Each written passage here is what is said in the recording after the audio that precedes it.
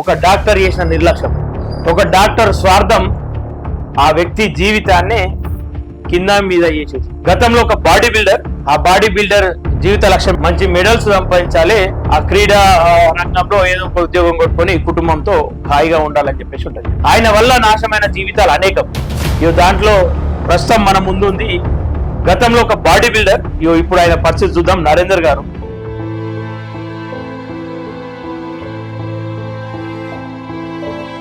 కాలుకు కొంచెం నల్లగా అయింది అని చెప్తే నరాల ప్రాబ్లం అని ఒకరు చెప్తే నేను ఈయన రాజాకుప్పం పేరుని ఏవిస్ హాస్పిటల్ బాగా చేస్తాడంటే అక్కడికి వెళ్తే 3 రోజులలో చనిపోతాడు, ఇమ్మీడియట్ ఆపరేషన్ చేయాలి, మీరు ఇప్పుడు ప్రజెంట్ 5 లక్షలు కట్టకపోతే ఈయన చనిపోతాడు, 100% చనిపోతాడు. అది గీడి తీసేసిడు, ఇదంతా తీసి ముఖాలు తీసేసి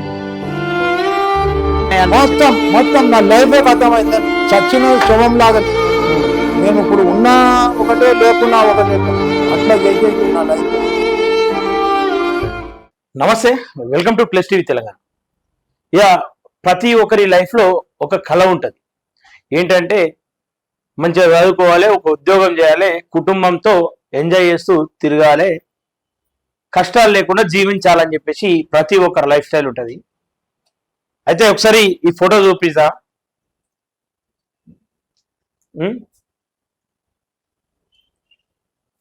ఓకేనా? ఈ ఫోటో చూసిరు కదా, ఒకప్పుడు బాడీ బిల్డర్. ఆ బాడీ బిల్డర్ జీవిత లక్ష్యం ఏముంటదంటే మంచి మెడల్స్ సంపాదించాలి, ఆ క్రీడా రంగంలో ఏదో ఒక ఉద్యోగం కొట్టుకొని కుటుంబంతో హాయిగా ఉండాలని చెప్పేసి ఉంటది. కానీ ఇక్కడ ఒక డాక్టర్ చేసిన నిర్లక్ష్యం, ఒక డాక్టర్ స్వార్థం ఆ వ్యక్తి జీవితాన్ని కింద మీద చేసేసి. ఇప్పుడు ఆ వ్యక్తి ఏం చేస్తా ఉన్నాడు, అసలు ఎట్లా ఉంది ఆ వ్యక్తి పరిస్థితి చూసే ప్రయత్నం చేద్దాం. ఏదైతే అవిస్ హాస్పిటల్లో డాక్టర్ గా ఉన్నటువంటి రాజావి కొప్పల చెప్తా ఉన్నాడు కదా, నేను నీతిగా నిజాయితీగా తెల్లకోటుకు న్యాయం చేస్తూ నా ధర్మం నేను పాటిస్తా ఉన్నా అని చెప్పేసి చెప్తా ఉన్నాడు. ఏదైతే ఈ మధ్య కాలంలో మనం చేసినటువంటి ఒక స్ట్రింగ్ ఆపరేషన్ లో ఆయన అక్రమాలు బయటపడ్డాయి. దాంట్లో ఆయన ఏమని కవర్ చేసుకునే ప్రయత్నం చేస్తా ఉన్నాడంటే, మీడియాని దౌర్జన్యంగా నా హాస్పిటల్లోకి చెరబడి మా సిబ్బందిని ఇబ్బంది పెట్టి వస్తువులను ధ్వంసం చేస్తూ మనం డబ్బులు డిమాండ్ చేసేదని చెప్పేసి ఆయన ఆరోపిస్తా ఉన్నాడు. సరే, ఏదేమైనప్పటికీ మేము మెయిన్ రోడ్ మీద నుండి హాస్పిటల్ లోపలికి వెళ్ళేంత వరకు కూడా pin to pin video record లో కనిపిస్తుంది. అక్కడ మేము ధ్వంసం చేసింది, బెదిరించింది, డిమాండ్ చేసింది కూడా పూర్తిగా కనిపిస్తుంది. అది కాకుండా వాళ్ళ సీసీ కెమెరాలు కూడా ఉన్నాయి, అందులో చూపించచ్చు. మాకు ఆ విషయంలో ఆయన చేసేటువంటి ఆరోపణలో ఎట్లాంటి ఇబ్బంది లేదు చేసుకొని, ఎందుకంటే తప్పించుకునే ఆలోచన ఉన్నవాడు అనేకం చేసుకుంటాడు. ఆయన వల్ల నాశమైన జీవితాలు అనేకం. దాంట్లో ప్రస్తుతం మన ముందుంది గతంలో ఒక బాడీ బిల్డర్. ఇప్పుడు ఆయన పరిస్థితి చూద్దాం. నరేందర్ గారు, అంకుల్ నమస్తే. నమస్తే. చెప్పండి అంకుల్, మీరు ఏం చేస్తుండే వాళ్ళు గతంలో? నేను మంచి లిఫ్టర్ బిల్డర్, నేను బాడీ బిల్డర్, ఎక్సర్సైజ్ చేసి స్పోర్ట్స్ మ్యాన్.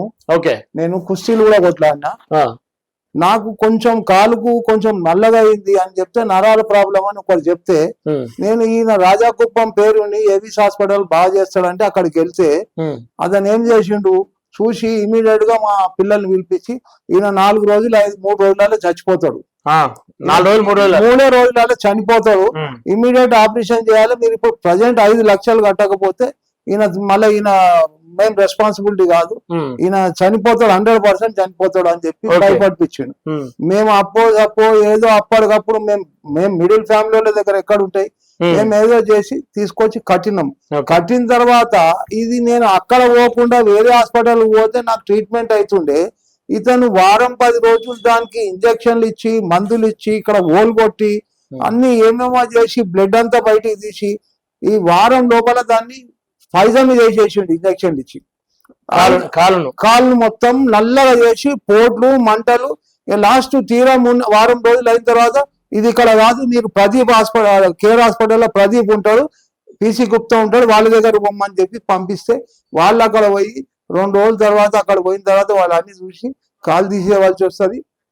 మీరు వారం 10 రోజులు ఏం చేసినారు, మీరు మొదలే వచ్చినట్టు మీ కాలుకి ఏదో ఒకటి మేము చేసి కాలు ఉండేటట్టు చేస్తుంటాం కదా అని చెప్పి వాళ్ళు అన్న తర్వాత మరి ఇప్పుడు ఏం చేయాలంటే కాలు తీసేయకపోతే ఈయనకు మొత్తం బాడీలో కిడ్నీలు మన లంగ్స్ అన్ని పోతాయి, బ్రెయిన్ హ్యామరింగ్ అవుతుంది, చనిపోతాడు, అక్కడ మీరు ఇమీడియట్ వచ్చేది ఉండే అని చెప్పి వాళ్ళు చెప్పారు. ఓకే అంకుల్, దీనికంటే ముందు కాలు బాగున్నప్పుడు మీరు ఏం చేస్తుండే అంకుల్ అప్పుడు? నేను బిజినెస్ చేస్తుంటే, ట్రాన్స్పోర్టింగ్ బిజినెస్ ఉండే.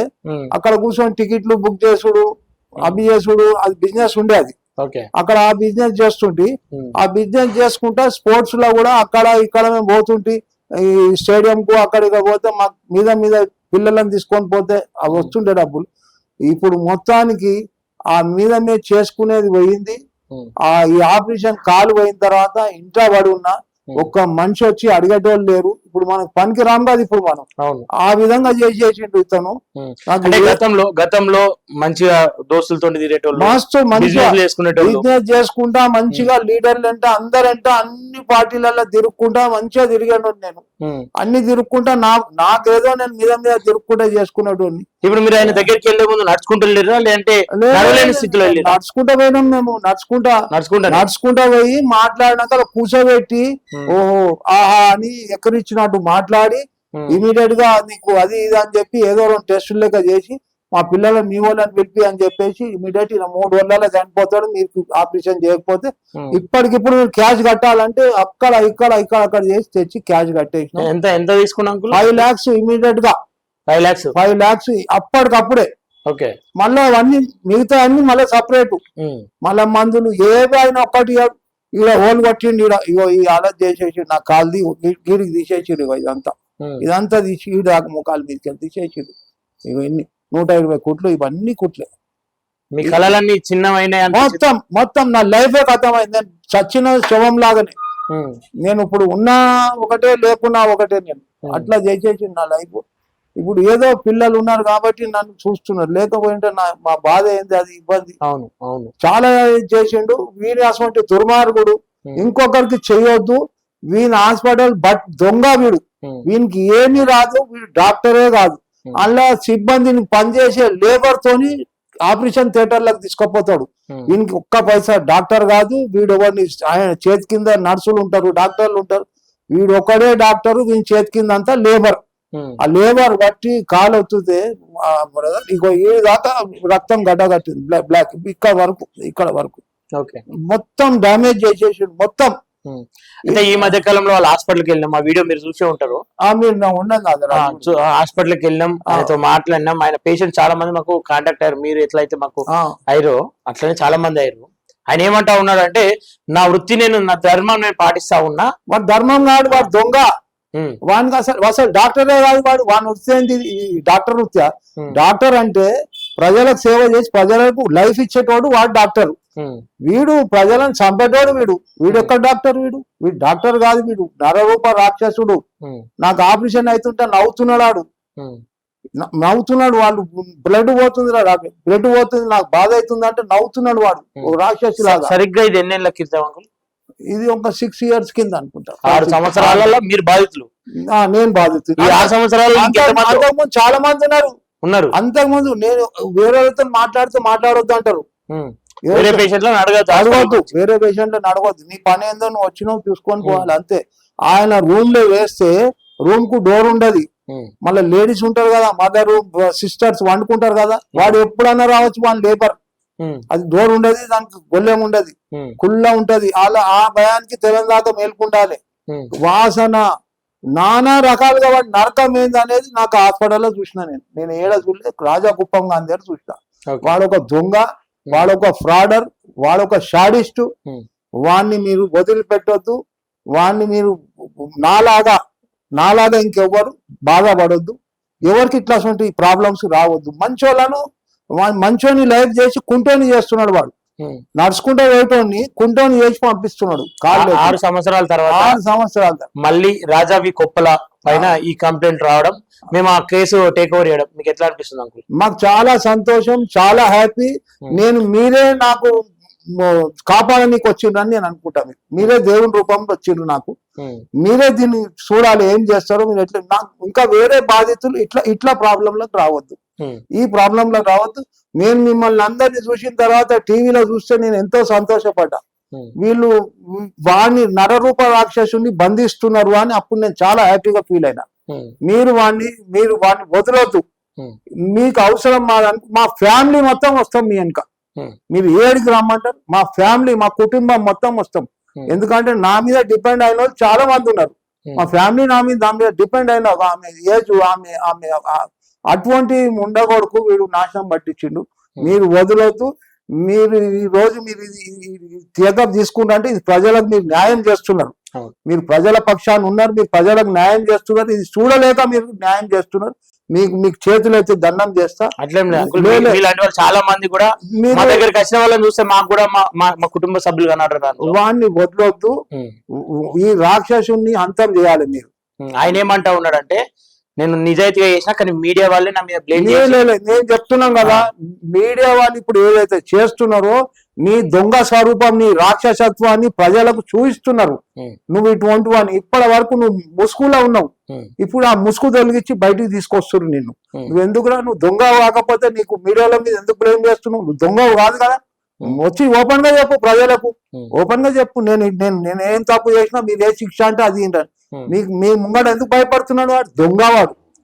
వాని దగ్గర ఒక్క డాక్టర్ లేడు, అంతా వాళ్ళ లేబర్.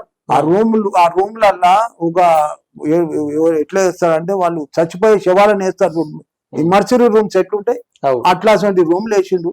ఇక ఈమె ఉంటది, ఈయన ఏజ్డ్ పార్షల్ నీట్నెస్ లేదు, అట్లా చెత్త రూమ్ అంతా, బాత్రూమ్ గలీజ్ గా, అన్ని దోమలు.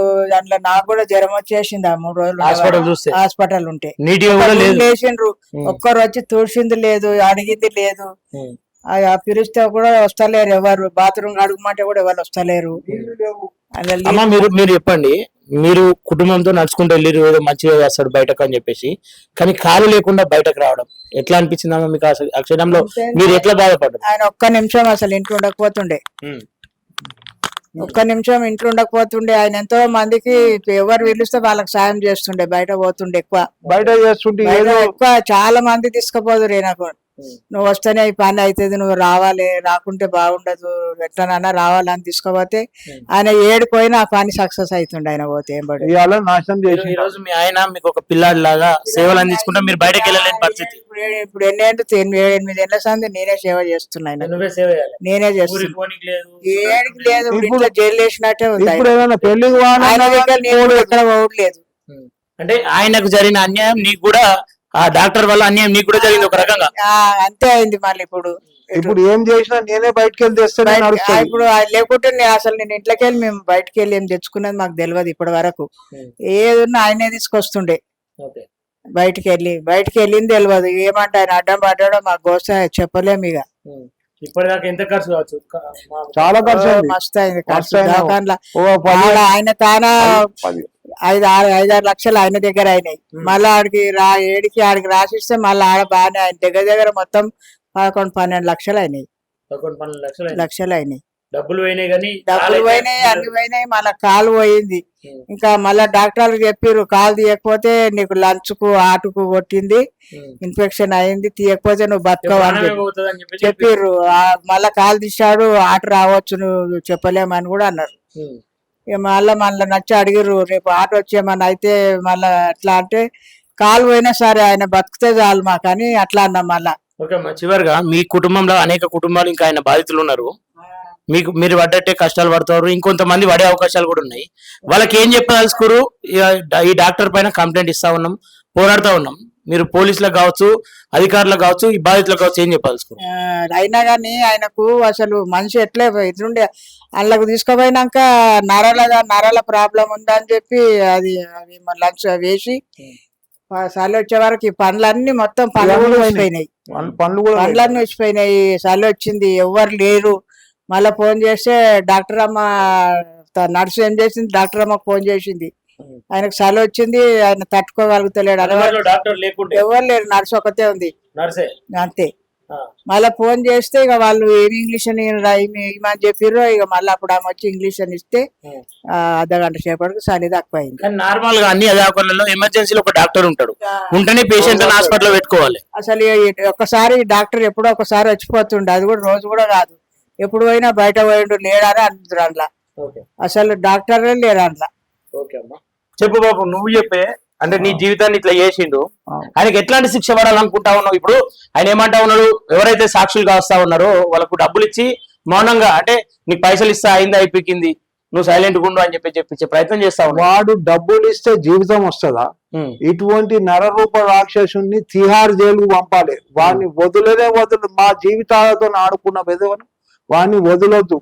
మా కాలు పోయి పనిష్మెంట్ వానికి ఉరి శిక్ష ఇచ్చినా తక్కువనే. వానికి ఏం ఇబ్బంది లేదు. వాడిని సీదా లోపల ఏంటి హాస్పిటల్ క్లోజ్ చేయించేసేయండి. ఇట్లా వాడు మభ్య పెట్టి పైసలు ఇచ్చి బ్రోకర్లను బయట నిలబెట్టి ఈ డాక్టర్ మంచోడు మేము వాళ్ళు పేషెంట్లు గారు ఈ డబ్బులు ఇచ్చి బయట నిలబెడతాడు. మీరెవరు? మీరు అడుగుతాం కదా మీరెవరు అంటే అదే మేము వచ్చినాము మాకు ట్రీట్మెంట్ కు చాలా మంచి డాక్టరు ఇట్లా చెప్పనీకే పెట్టుకుంటారు వాడు 10-15 మంది నాడ. ఆ కౌంటర్ మీద మొత్తం వాళ్ళే. వాళ్ళకు ఏమి ఇస్తాడో 10,000 5,000 ఏమి ఇస్తాడో వాళ్ళంతా వీని ఫేవరే చెప్తారు. అంతా దొంగలు. వాళ్ళ డాక్టర్లు లేడు. వీడు డాక్టర్ కాదు. వీడు ఒక చెండమార్కుడు. వీనికి శిక్ష పడాల్సిందే. వీనికి నాలాగా అధికారులకు ఏం చెప్పాల్సుకున్నావు? ఇన్నేళ్ళగా ఈయన డాక్టర్ కాకపోయినా సర్టిఫికేట్ లేకపోయినా అర్హత లేకపోయినా ఇట్లాంటి ఇప్పుడు ఈ మినిస్టర్లు ఈ లీడర్లు వీని ఆరాశకం కనబడతలేదా? వీడు అందరికి డబ్బులు ఇస్తాడంట. తర్వాత మాకు తెలిసింది వీనికి ఇట్లా వీని డబ్బులు తిని ఈ లీడర్లు ప్రజాసేవ చేయనీకున్నారా? ప్రజలను చంపి ప్రజల మీద శవాల మీద పేలాలు ఏరుకుంటారా వీళ్ళు? వాడిని స్ట్రిక్ట్ గా చేసి నువ్వు డబ్బులు ఇచ్చేది ఏం రావాలి? జీవితాలతో ఆడుకుంటున్న వాడిని మీద చర్య తీసుకోరా? వీళ్ళు తీసుకోరు. ఈ గవర్నమెంట్ ఈ లీడర్స్ ఎంత మంది ఉంటో దొంగలు అంతా మీరు చూస్తున్నారు కదా. స్కామర్లు అన్ని వాళ్ళ కొంపలు నిండాలి. వాళ్ళు బాగుపడాలి. మా అటువంటి వాళ్ళు మిడిల్ ఫ్యామిలీ వాళ్ళు చచ్చిపోవాలి. వాడు అడక తిందని సావని వాళ్ళు ఏమన్నా కానీ చివరిగా మీరు ఫైనల్ గా ఫైట్ చేయడానికి సిద్ధంగా ఉన్నారు ఆయన మీద? ఎందుకులే మాకు అయిందా లాస్ట్ వరకు కూడా నేను వాళ్ళ మీద పోరాడతా, ఫైట్ చేస్తా. మరి ఈ 6 సంవత్సరాలు ఎందుకు మౌనంగా ఉన్నారు? ఎందుకు మౌనంగా? నాకు సపోర్ట్ లేదు. నన్ను తీసుకోపోవాలి. మా చిన్న ఇల్లు ఆ చిరుల మీద దిగితే పడిపోయిన ఒక్కసారి పడిపోతే ఈ బొక్క జరిగింది. ఇలా ఈ నడుము బొక్క జరిగింది. ఆ బొక్క జరిగినాక నాకు ఒక మనిషి కేర్ టేకర్ గా పట్టుకొని దించేటోడు ఉంటే తప్పకుండా ఇల్లు కింద ఉన్నది అనుకో నేను రోజు వచ్చి కొట్లాడతావు అంతే. నేను ఇప్పుడు కూడా చెప్తున్నా, మీరు ఎవరైనా నన్ను సపోర్ట్ చేసి తీసుకోపోతే వాడిని చంపేస్తా నేనే. అంత లోపల నాకు ఉన్న పరిస్థితి చాలా దీనంగా చేసేసిండేవాడు. మొత్తం మీద ఈ దీనిపైన ఖచ్చితంగా కలిసికట్టుగా అందరం ప్రయత్నం చేద్దాం, తప్పకుండా పోరాటం చేద్దాం. మీరు ఎక్కడ పిలిచినా వస్తాం. మేము మా ఫ్యామిలీ మొత్తం వస్తాం, ఆ కుటుంబంతో సహా వస్తాం. ఈ దుర్మార్గుని మటుకు మీరు వదిలొద్దు. మీ వెంట మేము తప్పకుండా ఉన్నాం. చూసురుగా నడుచుకుంటూ నవ్వుకుంటూ మళ్ళీ తిరిగి వస్తా అని హాస్పిటల్కి వెళ్తే ఒక కాలు తీసేసి మళ్ళా బయటకు పంపినటువంటి వైనం. ఇంకా ఏమి అని చెప్పేసి అడిగితే బ్యాక్గ్రౌండ్ లేదు, వానికున్న అంగబలం కావచ్చు అండబలంతో దాన్ని తప్పించే ప్రయత్నం 6 సంవత్సరాలుగా ఆయనలో ఆయన్నే బాధపడుతూ కుమిలిపోతూ కుర్చీకి అంకితమై ఆయన జీవితాన్ని గడుపుతా ఉన్నాడు. ఇప్పుడే ఒక భరోసా వచ్చింది. నా కుటుంబానికి అన్యాయం చేసిన ఒక వ్యక్తికి ఖచ్చితంగా శిక్ష పడే వరకు పోరాటం చేస్తా అని చెప్పేసి ఆయన అయితే చెప్తా ఉన్నాడు. ఇట్లాంటి బాధితులు అనేక మంది, రాజకొప్పల నీకే చెప్తా ఉన్నా, ఇట్లాంటి అనేక మంది బాధితులను ఖచ్చితంగా సమాజానికి చూపిస్తాం. నీ పైన ఏదైతే కంప్లైంట్ తీసుకుంటా ఉన్నారో, నీ పైన ఏదైతే చర్యలు తీసుకోవాలని చెప్పి డిమాండ్ చేస్తా ఉన్నామో అవి అయిపోయేంత వరకు, అవి ఖచ్చితంగా నెరవేరేంత వరకు, నువ్వు డాక్టర్ వృత్తికి పూర్తిగా దూరం అయ్యి నీవు శిక్ష అనుభవించేంత వరకు ఖచ్చితంగా ఈ పోరాటం కొనసాగుతుంది. నీలాంటి ఇప్పుడు ఒక్కలే కాదు, వారానికి ఒక్కరిని చూపించే ప్రయత్నం చేస్తా.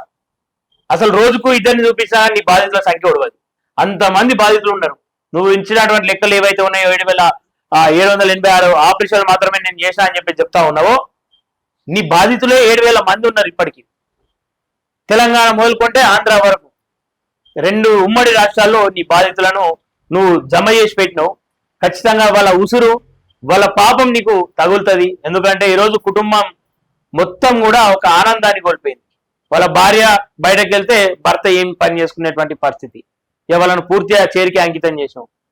ఆమె చుట్టాలకు పోవాలన్నా పండుగలకు పోవాలన్నా అనేక సార్లు ఆలోచించాలి. పోయిన చోట్ల ఎట్లుండో ఏమో అని చెప్పేసి మళ్ళీ పొద్దుక ముందుకే ఇంటికి తిరిగి వచ్చేటువంటి పరిస్థితి ఆ తల్లికి. ఈ పాపం ఖచ్చితంగా నీకు వండాలి. ఖచ్చితంగా నీ మీద చర్యలు తీసుకునేంత వరకు పోరాటం చేస్తామని చెప్పేసి కోరుకుంటూ, నువ్వు ఏదైతే మేమే డబ్బులు డిమాండ్ చేసామన్నావు కదా, బరాబర్ ఒకవేళ డబ్బులు డిమాండ్ చేయాల్సి వస్తే నీ బాధితులు ఎవరైతే ఉన్నారో వాళ్ళని మళ్ళీ రక్షించేయాలని చెప్పేసి డిమాండ్ చేస్తాను తప్ప నీ డబ్బులు ఈంచు మందం కూడా మాకు అవసరం లేదు. ఈ పోరాటం మరింత కొనసాగాలి. ఎవరైతే బాధితులు ఉన్నారో వాళ్ళందరూ కూడా ముందుకొచ్చి మాట్లాడాలని చెప్పేసి మనస్ఫూర్తిగా కోరుకుంటూ చూస్తున్నాను ప్లస్ తెలంగాణ. Thank you.